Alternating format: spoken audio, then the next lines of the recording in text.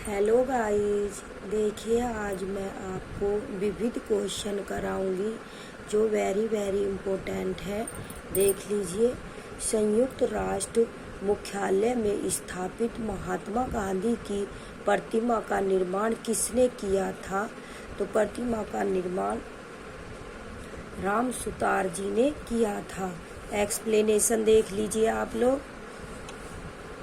दिसंबर 2022 में राष्ट्रपिता महात्मा गांधी की आवास प्रतिमा संयुक्त राष्ट्र संघ में स्थापित की गई। इस प्रतिमा का अनावरण भारतीय विदेश मंत्री डॉक्टर एस जयशंकर और संयुक्त राष्ट्र महासचिव एंटोनियो गुटेरेस द्वारा की गई। यह प्रतिमा प्रतिष्ठा शिल्पकार पद्मश्री से सम्मानित राम सुतार द्वारा निर्मित की गई है। अगला क्वेश्चन देख लीजिए आप लोग। 22 अप्रैल को किस रूप में मनाते हैं? 22 अप्रैल को किस रूप में मानते हैं? तो 22 अप्रैल को विश्व पृथ्वी दिवस के रूप में मानते हैं। एक्सप्लेनेशन देख लीजिए आप। देखिए, 22 अप्रैल पृथ्वी दिवस के रूप में मनाया जाता है। इसका उद्देश्य पृथ्वी एवं पर्यावरण के संरक्षण को लेकर लोगों के बीच जागरूकता पैदा करना है। वर्ष 2023 में पृथ्वी दिवस की थीम थी इन्वेस्ट इन आवर प्लेनेट। अगला क्वेश्चन देख लीजिए आप लोग। मानव अधिकार दिवस प्रति वर्ष कब मनाया जाता है? तो मानव अधिकार दिवस प्रति वर्ष 10 दिसंबर को मनाया जाता है। एक्सप्लेनेशन देख लीजिए आप लोग। देखिए, मानव अधिकार दिवस प्रति वर्ष 10 दिसंबर को मनाया जाता है। इस वर्ष मानव अधिकार दिवस का विषय सभी के लिए स्वतंत्रता, समानता और न्याय है। ध्यातव्य है कि 10 दिसंबर 1948 को संयुक्त राष्ट्र महासभा द्वारा मानव अधिकारों की सार्वभौम घोषणा की मंजूरी दी गई थी। अगला क्वेश्चन देख लीजिए आप लोग। देखिए, इंडिया प्राइड प्रोजेक्ट का उद्देश्य है क्या? देखिए,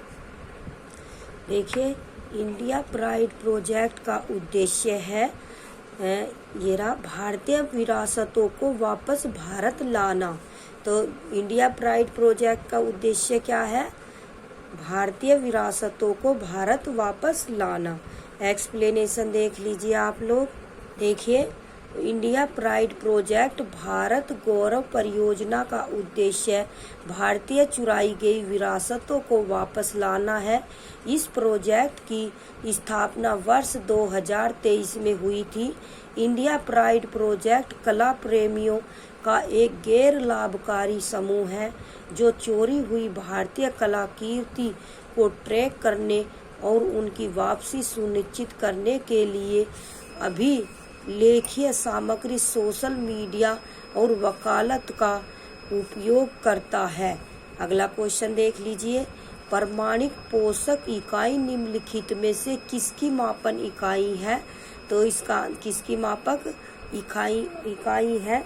इसका आंसर होगा भूमि की वहन क्षमता की। प्रमाणिक पोषक इकाई निम्नलिखित में से किसकी मापन इकाई है? तो इसका आंसर होगा भूमि की वहन क्षमता की। एक्सप्लेनेशन देख लीजिए आप लोग। देखिए, प्रमाणिक पोषक इकाई भूमि की वहन क्षमता का मापन इकाई है। वहन क्षमता किसी भौगोलिक क्षेत्र के परितंत्र में किसी जीवधारी प्रजाति की उस अधिकतम जनसंख्या के रूप में परिभाषित की जाती है जिसे उस परितंत्र के संसाधन पोषण प्रदान कर सकते हो। अगला क्वेश्चन देख लीजिए आप लोग। देखिए, भारत में दूसरा पनडुब्बी संग्रहालय कहाँ बनाया गया है?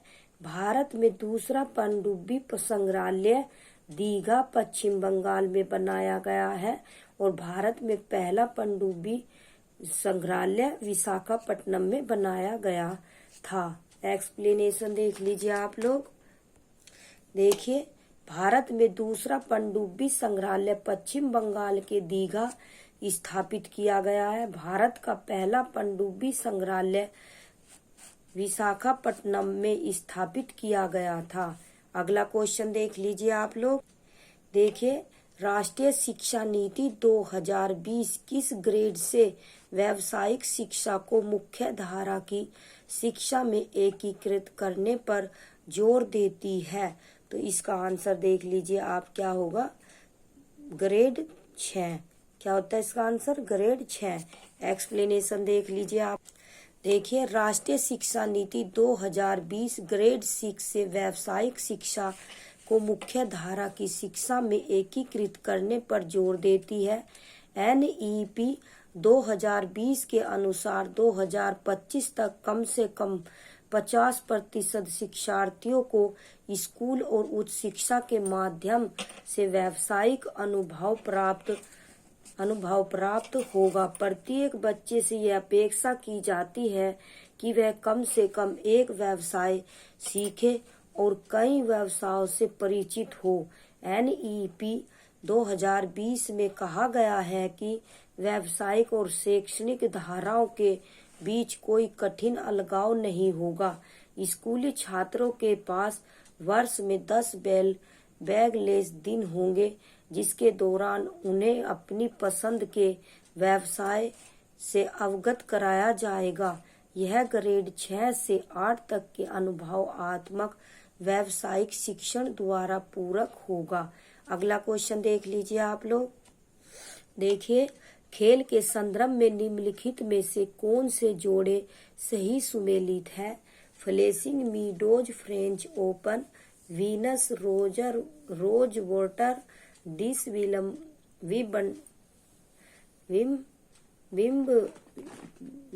विम्बलडन ट्रॉफी महिला, Roland Garros USA Open, Australian Open महिला, डाफने एखुर्स्ट मेमोरियल कप। तो इसका आंसर होगा 2 और कितना होगा? 2 और 4 होगा। कौन सा होगा? वीनस रोजर वाटर डिस विम्बलडन ट्रॉफी महिला और ऑस्ट्रेलिया ओपन महिला, डाफने एखुर्स्ट मेमोरियल कप। तो इसका आंसर 2 और 4 होगा।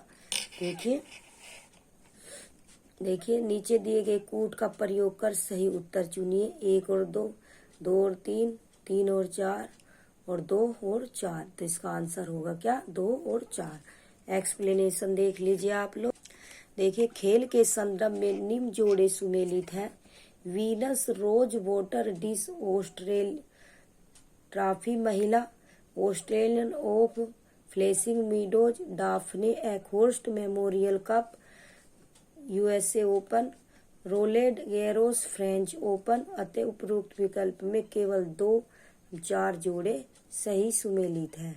अगला क्वेश्चन देख लीजिए आप लोग। देखिए, सूची 1 को सूची 2 से सुमेलित कीजिए।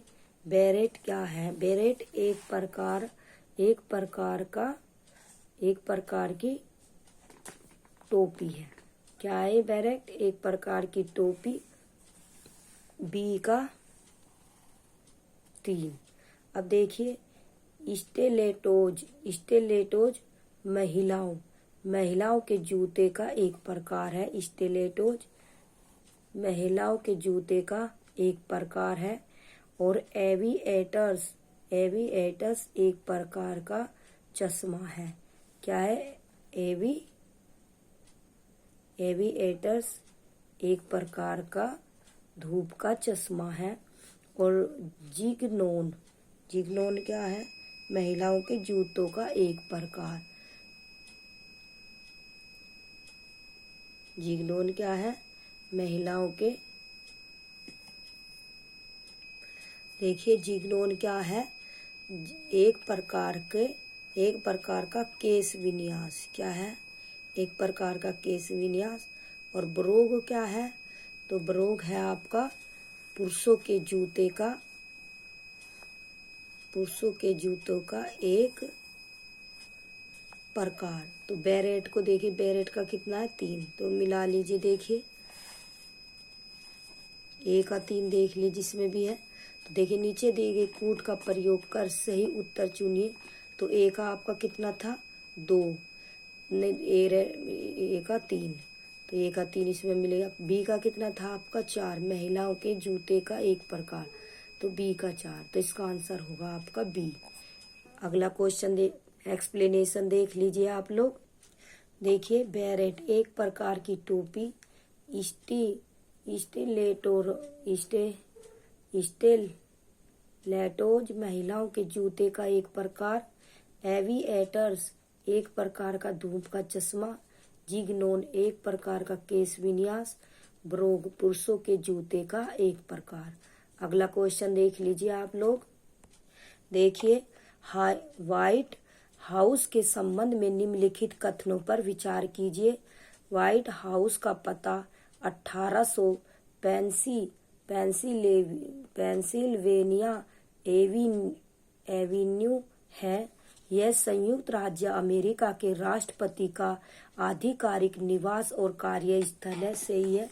1 नवंबर 1800 को जॉन एडम्स इस इमारत में निवास करने वाले पहले राष्ट्रपति बने। यह अमेरिकी लोकतंत्र का प्रतीक है। तो इसका आंसर होगा 2, 3 और 4। देखिए, उपरोक्त में से कौन सा कथन सही है? 1, 3, 4, तो एक तो काट दीजिए आप, इसलिए केवल 2 और 3, केवल 3 और 4, केवल 2, 3 और 4। इसका आंसर होगा डी। एक्सप्लेनेशन देख लीजिए आप। देखिए, व्हाइट हाउस के संबंध में निम्नलिखित कथन सही है। व्हाइट हाउस का पता 1600 पेंसिल्वेनिया एवेन्यू है। यह संयुक्त राष्ट्र अमेरिका के राष्ट्रपति का आधिकारिक निवास और कार्य स्थल है। देखिए, 1 नवंबर 1800 को जॉन एडम्स इस इमारत में रहने वाले पहले राष्ट्रपति बने। जॉन एडम्स संयुक्त राज्य अमेरिका के दूसरे राष्ट्रपति थे। यह अमेरिकी लोकतंत्र का प्रतीक है और अतः कथन 2 और 3 और 4 तीनों सही हैं। अगला क्वेश्चन देख लीजिए आप लोग। देखिए, रूस के वैगनर भाड़े के सैनिक समूह का मुखिया कौन है? तो रूस के वैगनर भाड़े के सैनिक समूह का मुखिया येवगेनी प्रिगोझिन है। कौन है? येवगेनी प्रिगोझिन है। एक्सप्लेनेशन देख लीजिए आप लोग। देखिए, रूस के वैगनर भाड़े के सैनिक समूह का मुखिया येवगेनी प्रिगोझिन थे। हाल ही में एक विमान हादसे में इनका निधन हो गया है। उल्लेखनीय है कि बिहार लोक सेवा आयोग द्वारा इस पर्सन को मूल्यांकन से बाहर कर दिया गया है। अगला क्वेश्चन देख लीजिए आप लोग। देखिए, G20 सदस्य प्रतिनिधित्व करते हैं वैश्विक GDP का लगभग 85%, वैश्विक व्यापार का लगभग 50%, विश्व की लगभग 2/3 जनसंख्या। उपरोक्त में से कौन सा या कौन से आंकड़े सही हैं? देखिए, केवल 1 और 3, केवल 1, 2 और 3, केवल 1 और 2। तो इसका आंसर होगा केवल 1 और 3। देखिए, वैश्विक GDP का लगभग 85%, विश्व की लगभग 2/3 जनसंख्या। एक्सप्लेनेशन देख लीजिए आप। देखिए, G20 सदस्य वैश्विक GDP का लगभग 85% तथा विश्व की लगभग 2/3 जनसंख्या का प्रतिनिधित्व करते हैं। इनका वैश्विक व्यापार में हिस्सेदारी लगभग 75% है। उल्लेखनीय है कि 9 तथा 10 सितंबर 2023 को 18वें G20 शिखर सम्मेलन का आयोजन नई दिल्ली में किया गया था। इस दौरान सदस्य देशों द्वारा अफ्रीकी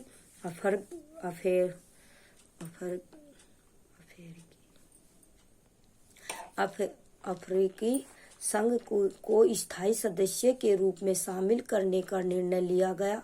इसकी स्वीकृति के पश्चात G20 को अब G21 के नाम से जाना जाएगा।